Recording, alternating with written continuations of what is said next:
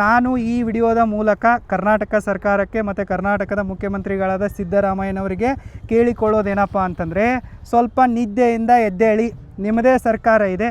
ನಮಸ್ತೆ ಗೆಳೆಯರೇ, ನಾನು ನಿಮ್ಮ ಸತೀಶ್ ಕುಮಾರ್.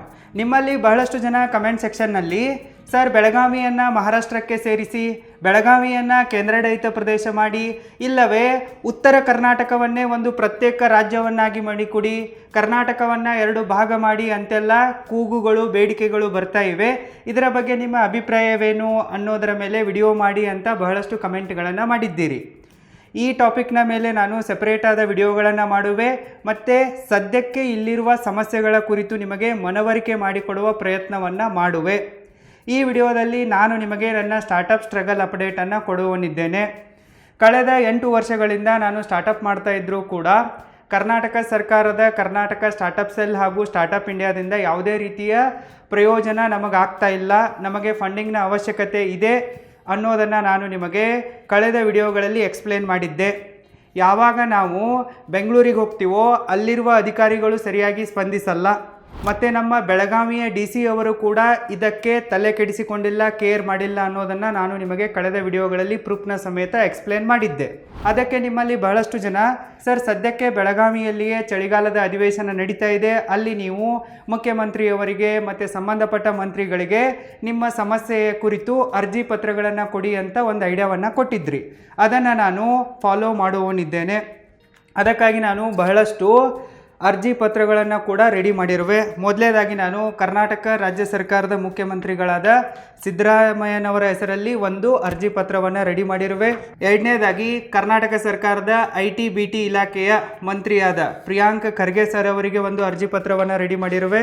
ಕರ್ನಾಟಕ ಸರ್ಕಾರದ IT-BT ಸೆಕ್ರೆಟರಿಯಾದ doctor N Manjula IAS madam ಅವರಿಗೂ ಕೂಡ ಒಂದು ಅರ್ಜಿ ಪತ್ರವನ್ನು ರೆಡಿ ಮಾಡಿರುವೆ. ಇವರನ್ನು ನಾನು ಬೆಂಗಳೂರಿನಲ್ಲಿ ಮೀಟ್ ಆಗೋಕ್ಕೆ ಬಹಳಷ್ಟು ಪ್ರಯತ್ನ ಪಟ್ಟರೂ ಕೂಡ ಸಾಧ್ಯ ಆಗಿಲ್ಲ. ಕರ್ನಾಟಕ ಸ್ಟಾರ್ಟಪ್ ಸೆಲ್ ಇವರ ಅಂಡರ್ನಲ್ಲೇ ಬರುತ್ತೆ. ನೆಕ್ಸ್ಟ್ ನಾನು ನಮ್ಮ ಬೆಳಗಾವಿ ಜಿಲ್ಲೆಯ ಉಸ್ತುವಾರಿ ಸಚಿವರಾದ ಮತ್ತು PW ಮಿನಿಸ್ಟರಾದ ಸತೀಶ್ ಜಾರಕಿಹೊಳಿ ಸರ್ ಅವರಿಗೂ ಕೂಡ ಒಂದು ಅರ್ಜಿ ಪತ್ರವನ್ನು ರೆಡಿ ಮಾಡಿರುವೆ. ನೆಕ್ಸ್ಟ್ ಇನ್ನು ಕರ್ನಾಟಕ ರಾಜ್ಯ ಸರ್ಕಾರದ large and medium industries and infrastructure development ಮಿನಿಸ್ಟರಾದ MB ಪಾಟೀಲ್ ಸರ್ ಅವರಿಗೂ ಕೂಡ ಒಂದು ಅರ್ಜಿ ಪತ್ರವನ್ನು ರೆಡಿ ಮಾಡಿರುವೆ. ಕರ್ನಾಟಕ ಸರ್ಕಾರದ ಲೇಬರ್ ಮಿನಿಸ್ಟರಾದ ಸಂತೋಷ್ ಲಾಡ್ ಅವರಿಗೂ ಕೂಡ ಒಂದು ಅರ್ಜಿ ಪತ್ರವನ್ನು ರೆಡಿ ಮಾಡಿರುವೆ. ಇನ್ನು ನನ್ನ ಸ್ಟಾರ್ಟಪ್ ಅಥಣಿಯಲ್ಲಿ ಬರುತ್ತಲ್ಲ, ಅಥಣಿ ಇದು ಚಿಕ್ಕೋಡಿ ಲೋಕಸಭಾ ಕ್ಷೇತ್ರದ ಅಂಡರ್ನಲ್ಲಿ ಬರುತ್ತೆ. ಸದ್ಯಕ್ಕೆ ಪ್ರಿಯಾಂಕಾ ಜಾರಕಿಹೊಳಿ ಮೇಡಮ್ ಅವರು ಇಲ್ಲಿ ಲೋಕಸಭಾ ಸದಸ್ಯರಾಗಿದ್ದಾರೆ. ಅವರ ಹೆಸರಲ್ಲೂ ಕೂಡ ಒಂದು ಅರ್ಜಿ ಪತ್ರವನ್ನು ರೆಡಿ ಮಾಡಿರುವೆ. ಇನ್ನು ನೆಕ್ಸ್ಟ್ ನಮ್ಮ ಅಥಣಿ ತಾಲೂಕಿನ ಸದ್ಯಕ್ಕೆ ಶಾಸಕರಾದ ಮತ್ತು ಮಾಜಿ ಉಪಮುಖ್ಯಮಂತ್ರಿಗಳಾದ ಲಕ್ಷ್ಮಣ್ ಸವದಿ ಅವರ ಹೆಸರಲ್ಲೂ ಕೂಡ ಒಂದು ಅರ್ಜಿ ಪತ್ರವನ್ನು ರೆಡಿ ಮಾಡಿರುವೆ. ಇವರಿಗೂ ಕೂಡ ಕೊಡುವನಿದ್ದೇನೆ. ಅಥಣಿಯಲ್ಲಿ ಇವರನ್ನು ಭೇಟಿಯಾಗೋಕ್ಕೆ ನಾವು ಪ್ರಯತ್ನ ಪಟ್ಟರೂ ಕೂಡ ಇವರು ಸಿಕ್ಕಿಲ್ಲ. ನಾವು ಅಥಣಿಯಲ್ಲಿರುವ ಮನೆಗೆ ಹೋದರೆ ಇವರು ಬೆಂಗಳೂರಿಗೆ ಹೋಗಿದ್ದಾರೆ ಅಂತ ಹೇಳ್ತಾರೆ, ಇನ್ನು ಬೆಂಗಳೂರಿಗೆ ಹೋದರೆ ಅಥಣಿಗೆ ಹೋಗಿದ್ದಾರೆ ಅಂತ ಹೇಳ್ತಾರೆ. ಇನ್ನು ಕೊನೆಗೆ ನಮ್ಮ ಕಾಗವಾಡ ಮತಕ್ಷೇತ್ರದ MLA ಅವರಾದ ರಾಜು ಕಾಗೆ ಅವರಿಗೂ ಕೂಡ ಒಂದು ಅರ್ಜಿ ಪತ್ರವನ್ನು ರೆಡಿ ಮಾಡಿರುವೆ. ಸೊ ಇಷ್ಟೊಂದು ಅರ್ಜಿ ಪತ್ರಗಳನ್ನು ನಾನು ರೆಡಿ ಮಾಡ್ಕೊಂಡಿರುವೆ. ನಾನು ನಾಳೆ ಬೆಳಗಾವಿಯ ಸುವರ್ಣಸೌಧಕ್ಕೆ ಹೋಗುವನಿದ್ದೇನೆ. ಪಾಸ್ ಕೂಡ ಸಿಕ್ಕಿದೆ. ಅಲ್ಲಿ ಯಾರ್ಯಾರು ಸಿಗ್ತಾರೋ ಅವರಿಗೆಲ್ಲರಿಗೂ ಕೂಡ ನನ್ನ ಸ್ಟಾರ್ಟಪ್ನ ಕುರಿತಾಗಿ ಅರ್ಜಿ ಪತ್ರಗಳನ್ನು ಕೊಡುವನಿದ್ದೇನೆ. ನೋಡೋಣ ಯಾರು ಎಷ್ಟು ಸಹಾಯ ಮಾಡ್ತಾರೆ, ಯಾರು ಎಷ್ಟು ಪ್ರಾಮಾಣಿಕವಾಗಿ ಕೆಲಸ ಮಾಡ್ತಾರೆ, ಯಾರಿಗೆ ಎಷ್ಟು ಕರ್ನಾಟಕದ ಸ್ಟಾರ್ಟಪ್ಗಳ ಮೇಲೆ ಕಾಳಜಿ ಇದೆ ಅನ್ನೋದನ್ನು ಕಾದು ನೋಡೋಣ. ನಮ್ಮ ಹಳ್ಳಿ ಮನೆಯಿಂದ ಬೆಳಗಾವಿ 218 ಕಿಲೋಮೀಟರ್ ದೂರದಲ್ಲಿದೆ. ಇನ್ನು ನಮ್ಮ ಅಥಣಿಯಿಂದ ಬೆಳಗಾವಿ 162 ಕಿಲೋಮೀಟರ್ ದೂರದಲ್ಲಿದೆ. ಅಂದರೆ ನಮ್ಮ ಮನೆಯಿಂದ ಡಿಸ್ಟೆನ್ಸ್ ಹೇಳ್ತಾ ಇರುವೆ. ಇನ್ನು ಬೆಳಗಾವಿಯಲ್ಲಿ ನಾನಿರುವ ಬಾಡಿಗೆ ಮನೆಯಿಂದ ಸುವರ್ಣಸೌಧ 8.5 ಕಿಲೋಮೀಟರ್ ದೂರದಲ್ಲಿದೆ. ಸೊ ನಾನು ನಾಳೆ ಸುವರ್ಣ ವಿಧಾನಸೌಧಕ್ಕೆ ಹೋಗುವೆ. ಅಲ್ಲಿ ಯಾರ್ಯಾರು ಸಿಗ್ತಾರೋ ಅವರಿಗೆ ಈ ಎಲ್ಲ ಅರ್ಜಿ ಪತ್ರಗಳನ್ನು ಕೊಟ್ಟುಬಿಟ್ಟು ಸಹಾಯ ಮಾಡುವಂತೆ ಕೇಳಿಕೊಳ್ಳುವೆ. ನಾಳೆ ನಾನು ಹೋದಾಗ ಏನೇನಾಗುತ್ತೆ ಅನ್ನೋದನ್ನು ಲಾಗ್ನಲ್ಲಿ ನಿಮಗೆ ತೋರಿಸುವೆ. Stay tuned. ಗೆಳೆಯರೇ, ನಾನು ಬೆಳಿಗ್ಗೆನೇ ಬೆಳಗಾವಿಯ ಸುವರ್ಣ ವಿಧಾನಸೌಧಕ್ಕೆ ಬಂದಿದ್ದೆ. ಒಳಗಡೆ ಹೋಗಿ ನನ್ನ ಕೆಲಸವನ್ನು ಮುಗಿಸ್ಕೊಂಡು ಹೊರಗಡೆ ಈಗ ಬಂದಿರುವೆ. ಇದರ ಅಪ್ಡೇಟನ್ನು ನಾನು ನಿಮಗೆ ಈಗ ಕೊಡುವೆ. ಬೆಳಗ್ಗೆ ನಾನು ಬಂದಾಗ ಸಿಕ್ಕಾಪಟ್ಟೆ ರಶ್ ಇತ್ತು. ಸ್ಕೂಲ್ ಮಕ್ಕಳೆಲ್ಲ ಅಧಿವೇಶನವನ್ನು ನೋಡೋಕ್ಕೆ ಬರ್ತಾಯಿದ್ರು. ಅವ್ರದ್ದು ಕೂಡ ಜಾತ್ರೆಯೇ ಇತ್ತು. ಜೊತೆಗೆ ಜನ ಪಾಸ್ಗಳಿಗಾಗಿ ಪರದಾಡ್ತಾಯಿದ್ರು. ಇಲ್ಲಿ ಪಾಸ್ಗಳನ್ನು ತೆಗೆದುಕೊಳ್ಳೋದು ಕೂಡ ಈಸಿಯಾದ ಕೆಲಸ ಅಲ್ಲ. ಇದಕ್ಕೂ ಕೂಡ ಇನ್ಫ್ಲೂಯೆನ್ಸ್ ಬೇಕಾಗುತ್ತೆ. ನನ್ನ ಫ್ರೆಂಡ್ಸ್ಗಳ ಕಡೆಯಿಂದ ನನಗೆ ಆಲ್ರೆಡಿ ಪಾಸ್ ಸಿಕ್ಕಿತ್ತು. ಹೀಗಾಗಿ ನಾನು ಸೀದಾ ಒಳಗಡೆ ಹೋದೆ. ವಿಧಾನಸೌಧದ ಗ್ಯಾಲರಿಯಿಂದ ಈ ಥರನಾದ ಒಂದು ವ್ಯೂ ಕಾಣಿಸುತ್ತೆ, ನೀವು ನೋಡ್ಬೋದು. ಸಿಕ್ಕಾಪಟ್ಟೆ ಕಾರುಗಳಿವೆ ಮತ್ತು ಮಿನಿಸ್ಟ್ರಿಗಳಿಗೋಸ್ಕರ ಹೆಲಿಕಾಪ್ಟರ್ ಕೂಡ ಇದೆ, ನೀವು ಗಮನಿಸಬಹುದು. ಸೊ ಈ ರಾಜಕಾರಣಿಗಳು ಇಲೆಕ್ಷನ್ ಬಂದಾಗ ಜನರ ಹತ್ರ ಮನೆ ಮನೆಗೆ ಬಂದು ಕೈಕಾಲು ಬಿದ್ದು ಓಟ್ ಕೇಳ್ತಾರೆ. ಆದರೆ ಒಂದು ಸರ್ತಿ ಗೆದ್ದು ಬಂದ್ರಪ್ಪ ಅಂತಂದರೆ ಬೇಲಿ ಹಾಕ್ಕೊಂಡು ಕೂಡ್ತಾರೆ, ಯಾರ ಕೈಗೂ ಕೂಡ ಸಿಗಲ್ಲ, ಕೆಲಸನೂ ಮಾಡಲ್ಲ. ಇದು ನಿಮಗೂ ಕೂಡ ಗೊತ್ತಿರಬಹುದು. ನಾನು ಬಂದ ಕೆಲಸ ಏನೇನಾಯಿತು ಅನ್ನೋದನ್ನು ಈಗ ನಿಮಗೆ ನಾನು ಆರಾಮಾಗಿ ಎಕ್ಸ್ಪ್ಲೇನ್ ಮಾಡುವೆ. ನಾನು ಒಳಗಡೆ ಹೋದ ತಕ್ಷಣ ಮೊಟ್ಟ ಮೊದಲಿಗೆ ಕರ್ನಾಟಕ IT-BT ಡಿಪಾರ್ಟ್ಮೆಂಟಿನ ಚೀಫ್ ಸೆಕ್ರೆಟರಿ ಆದ ಮಂಜುಳಾ NIS ಮೇಡಮ್ ಅವರನ್ನು ಮೀಟ್ ಆಗುವುದಕ್ಕಾಗಿ ಟ್ರೈ ಮಾಡಿದೆ. ಇಲ್ಲಿ ಸಿಕ್ಕಾಪಟ್ಟೆ ಕೊಠಡಿಗಳನ್ನು ಮಾಡಿದ್ದಾರೆ. ಯಾರ ಕೊಠಡಿ ಎಲ್ಲಿದೆ ಅನ್ನೋದನ್ನು ಪತ್ತೆ ಹಚ್ಚೋಕೆ ನನಗೆ 1 ಗಂಟೆ ಹೋಯಿತು. 1 ಗಂಟೆ ಆದ ನಂತರ ನನಗೆ ಮೇಡಮ್ ಅವರ ಆಫೀಸ್ ರೂಮ್ ಎಲ್ಲಿದೆ ಅನ್ನೋದು ಸಿಕ್ತು. ಬಟ್ ಅನ್ಲಕ್ಕಿಲಿ ನಾನು ಅಲ್ಲಿಗೆ ಹೋದಾಗ ಮೇಡಮ್ ಅವರು ಇರಲಿಲ್ಲ. ಅವರ ಪರವಾಗಿ ಆಫೀಸ್ನಲ್ಲಿ ಒಬ್ಬರು ಅಸಿಸ್ಟೆಂಟ್ಸ್ ಇದ್ದರು. ಅವರ ಹೆಸರು ಏನಪ್ಪ ಅಂತಂದರೆ ದಿನೇಶ್ UN ಅಂಥೇಳಿ. ಅವರು ನಾನು ಕೊಟ್ಟ ಅರ್ಜಿಯನ್ನು ತೆಗೆದುಕೊಂಡ್ಬಿಟ್ಟು ಒಂದು ರಿಸೀವ್ಡ್ ಕಾಪಿಯನ್ನು ಕೊಟ್ಟರು. ಸೊ ಈ ರಿಸೀವ್ಡ್ ಕಾಪಿಯಲ್ಲಿ ಒಂದು ಮೇಜರ್ ಮಿಸ್ಟೇಕ್ ಏನಿದೆಪ್ಪ ಅಂತಂದರೆ ಇದರಲ್ಲಿ ಅವ್ರದ್ದು ಸೀಲ್ ಇಲ್ಲ. ಅವರು ಡೇಟ್ ಹಾಕಿದ್ದಾರೆ, ಅವ್ರದ್ದೊಂದು ಸಿಗ್ನೇಚರ್ ಮಾಡಿದ್ದಾರೆ ಮತ್ತು ಆಫೀಸ್ ನಂಬರ್ ಬರೆದು ಕೊಟ್ಟಿದ್ದಾರೆ. ಸೊ ಸೀಲ್ ಅಂತೂ ಇಲ್ಲ. ಸೀಲ್ ಕೇಳಿದ್ದಕ್ಕೆ ಅವರು ಬೆಂಗಳೂರಲ್ಲೇ ಬಿಟ್ಟು ಬಂದಿದ್ದೀವಿ, ಸೊ ಇಲ್ಲೇ ಅಂತೂ ಸೀಲ್ ಇಲ್ಲ ಅಂತಂದರು. ಸೊ ಇದರಿಂದ ನಮಗೇನು ಅರ್ಥ ಆಗತ್ತಪ್ಪ ಅಂತಂದರೆ ಇಲ್ಲಿ ಬರೀ ಕಾಟಾಚಾರಕ್ಕಾಗಿ ಇಲ್ಲಿ ಅಧಿವೇಶನವನ್ನು ನಡೆಸ್ತಾ ಇದ್ದಾರೆ. ನಮ್ಮ ಕಡೆ ಒಂದು ಗಾದೆ ಮಾತಿದೆ, ಕಾಡು ದೇವರ ಕಾಟ ಕಳೆಯೋದು ಅಂಥೇಳಿ. ಅಂತಂದರೆ ಉತ್ತರ ಕರ್ನಾಟಕದ ಜನ ಅಭಿವೃದ್ಧಿ ಆಗ್ತಾ ಇಲ್ಲ, ಪವರ್ ಹಂಚಿಕೆ ಆಗಲಿ ಅಂಥೇಳಿ ಇಲ್ಲೆಲ್ಲ ಬೇಡಿಕೆ ಇಡ್ತಾ ಇದ್ದಾರೆ. ಸೊ ಈ ಬೇಡಿಕೆಯನ್ನು ಬಗ್ಗು ಬಡಿಯೋಕೆ ಒಂದಿದೊಂದು ನೀನು ಸತ್ತಂಗೆ ಮಾಡು, ನಾನು ಹತ್ತಂಗೆ ಮಾಡ್ತೀನಿ ಅನ್ನೋ ಥರ ಸೆಷನ್ ಮಾಡ್ತಾಯಿದ್ದಾರೆ. ಇದರಲ್ಲಿ ನಮಗೆ ತಿಳಿಯುತ್ತೆ. ಸೊ ಮೇಡಮ್ ಅಂತೂ ಇಲ್ಲ. ಸೊ ನಾವು ಮಂಜುಳಾ ಮೇಡಮ್ ಅವರನ್ನು ಬೆಂಗಳೂರಲ್ಲಿ ಮೀಟ್ ಆಗೋಕ್ಕೆ ಸಿಕ್ಕಾಪಟ್ಟೆ ಸಲ ಪ್ರಯತ್ನ ಪಟ್ಟಿದ್ದೀವಿ. ಸೊ ಅಲ್ಲಿ MS ಬಿಲ್ಡಿಂಗ್ ಹೋದಾಗ ಬೆಂಗಳೂರಲ್ಲಿ ಅವರಂತಾರೆ, ನೀವು ಮೇಡಮ್ ಅವ್ರಿಗೆ ಇಮೇಲ್ ಹಾಕಿ ಅವ್ರ ಅಪಾಯಿಂಟ್ಮೆಂಟ್ ಕೊಟ್ಟರೆ ಒಳಗಡೆ ಬಿಡ್ತೀವಿ ಅಂತಾರೆ. ನಾವು ಅವರಿಗೆ ಸಾವಿರಾರು ಇಮೇಲ್ ಹಾಕಿದ್ದೀವಿ, ಒಂದು ಸರ್ತಿನೂ ರೆಸ್ಪಾನ್ಸ್ ಬಂದಿಲ್ಲ. ಸೊ ನಾವು ಅವರಿಗೆ ಸ್ಪೀಡ್ ಪೋಸ್ಟ್ ಮಾಡಿ ಕೂಡ ನಮ್ಮ ಸಮಸ್ಯೆ ಹೇಳ್ಕೊಂಡಿದ್ದೀವಿ, ಅದಕ್ಕೆ ಯಾವತ್ತೂ ಕೂಡ ರೆಸ್ಪಾನ್ಸ್ ಬಂದಿಲ್ಲ. ಸೊ ಇದು ಒಬ್ಬರ ಆಫೀಸರ ಕತೆ ಆಯಿತು. ಸೊ ಇದಾದ ನಂತರ ನಾವು ಸೀದಾ ಕರ್ನಾಟಕ ಸರ್ಕಾರದ ಮುಖ್ಯಮಂತ್ರಿಗಳಾದ ಸಿದ್ದರಾಮಯ್ಯನವರ ಆಫೀಸ್ಗೆ ಹೋದ್ವಿ.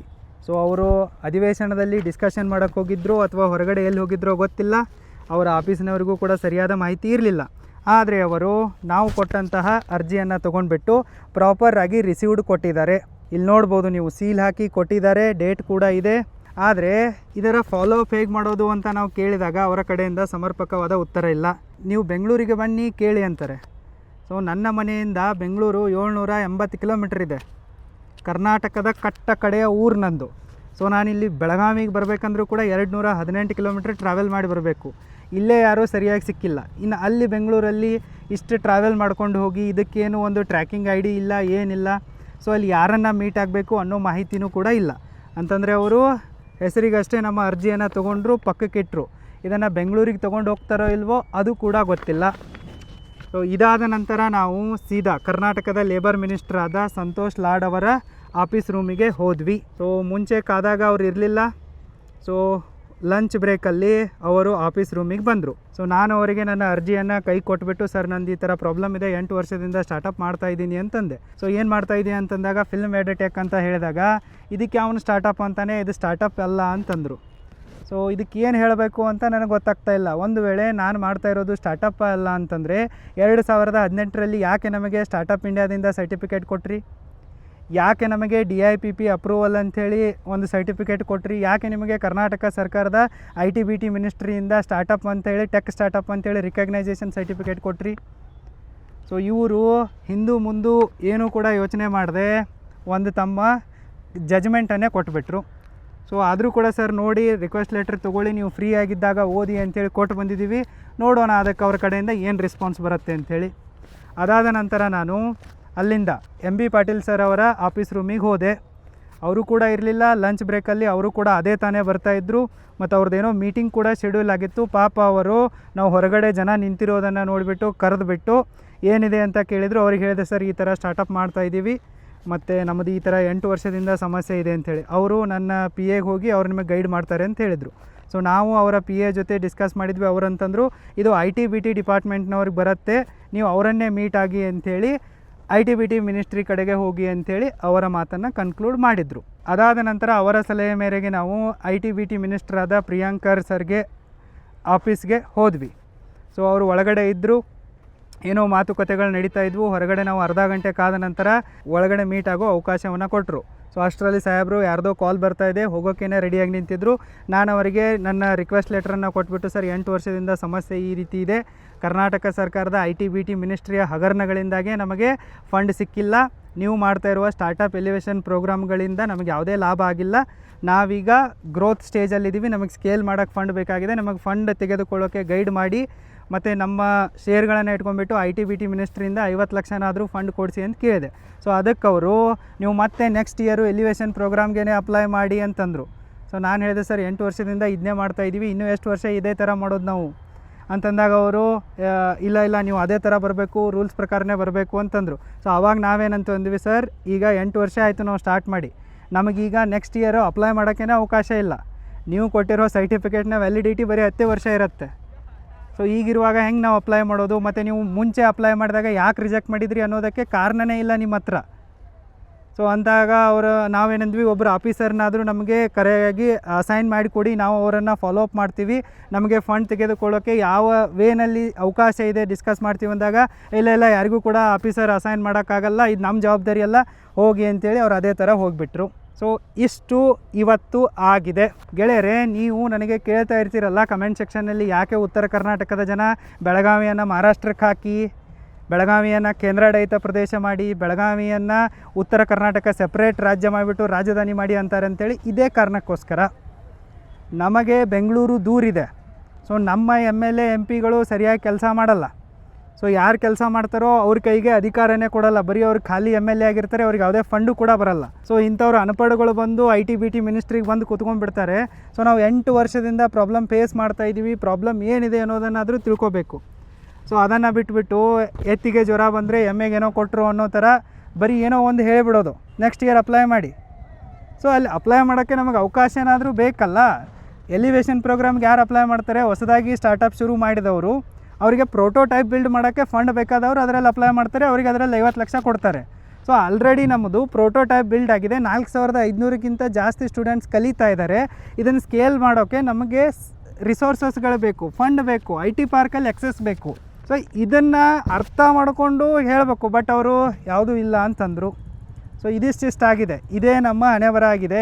ಬರೀ ಇದು ನಂದು ಒಬ್ಬಂದೇ ಪ್ರಾಬ್ಲಮ್ ಅಲ್ಲ. ಸೊ ಉತ್ತರ ಕರ್ನಾಟಕದಲ್ಲಿ ಇನ್ನೂ ಸಾಕಷ್ಟು ಸಮಸ್ಯೆಗಳಿವೆ, ಅದಕ್ಕಾಗಿ ಜನ ರೋಸಿ ಹೋಗಿಬಿಟ್ಟು ಈ ಥರ ಹೇಳ್ತಾರೆ. ಸೊ ನಾನು ಈ ವಿಡಿಯೋದ ಮೂಲಕ ಕರ್ನಾಟಕ ಸರ್ಕಾರಕ್ಕೆ ಮತ್ತು ಕರ್ನಾಟಕದ ಮುಖ್ಯಮಂತ್ರಿಗಳಾದ ಸಿದ್ದರಾಮಯ್ಯನವರಿಗೆ ಕೇಳಿಕೊಳ್ಳೋದೇನಪ್ಪ ಅಂತಂದರೆ, ಸ್ವಲ್ಪ ನಿದ್ದೆಯಿಂದ ಎದ್ದೇಳಿ, ನಿಮ್ಮದೇ ಸರ್ಕಾರ ಇದೆ. ಸೊ ನಿಮ್ಮ ಮಂತ್ರಿಗಳು ಏನು ಮಾಡ್ತಾರೆ, ಏನು ಮಾತಾಡ್ತಾ ಇದ್ದಾರೆ, ಸದ್ಯದ ಪರಿಸ್ಥಿತಿ ಏನಿದೆ ಅನ್ನೋದನ್ನು ನೋಡಿ. ನೀವು ಕೊಡೋ ಬಿಟ್ಟಿ ಭಾಗ್ಯಗಳಿಂದ ನಮಗೆ ಯಾವುದೇ ರೀತಿಯ ಪ್ರಯೋಜನ ಇಲ್ಲ. ವಿದ್ಯಾವಂತರಿಗೆ ಸ್ವಲ್ಪ ಬದುಕು ಕಟ್ಟಿಕೊಳ್ಳೋಕ್ಕೆ ಒಂದು ಸ್ವಲ್ಪ ಅವಕಾಶ ಮಾಡಿ.